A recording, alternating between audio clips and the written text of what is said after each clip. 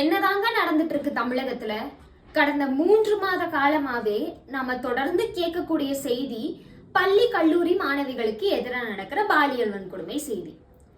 தமிழகத்துல நிறைய பகுதிகளில் இந்த நிலை தான் தொடர்ந்துட்டு இருக்கு. அதுவும் கோவையில நேற்றைய தினமும் பள்ளி மாணவிக்கு எதிராக நடந்த பாலியல் வன்கொடுமை செய்தி தான். இன்றைய தினமும் அதே மாதிரியான ஒரு செய்தி தான். அப்ப நாளைய தினமும் இதே நிலை தான் தொடருமா? நேற்றைய தினம் கோவையில 17 வயது மாணவி 7 பேர்னால கூட்டு பாலியல் வன்கொடுமைக்கு ஆளாக்கப்பட்டிருக்காங்க. இன்றைய தினம் ஒரு பள்ளி யோகா ஆசிரியர்னாலேயே அந்த பள்ளி மாணவிகளுக்கு பாலியல் வன்கொடுமை நடந்திருக்கு. அப்ப தமிழ்நாட்டுல எங்கதாங்க பாதுகாப்பு இருக்கு? பெண்கள் அவங்க வாழ்க்கையில கடக்கக்கூடிய ஒரு லாங்கஸ்ட் ஃபேஸே இந்த பள்ளி கல்லூரி தருணம் தான். அங்கேயே அவங்களுக்கு பாதுகாப்பு இல்லைங்கும் போது அப்ப என்னதாங்க நடக்குது? அப்ப பெற்றோர்கள் தினமும் அவங்க பிள்ளைகளை வெளியில பள்ளிக்கும் கல்லூரிக்கும் அனுப்பிட்டு வயிற்றுல நெருப்ப கட்டிட்டு உட்கார்ந்துட்டு இருக்கணும். என் பொண்ணு சேஃபா வீட்டுக்கு வருவாளா வரமாட்டாளா அப்படின்னு. இதுக்கு என்னதான் தீர்வு?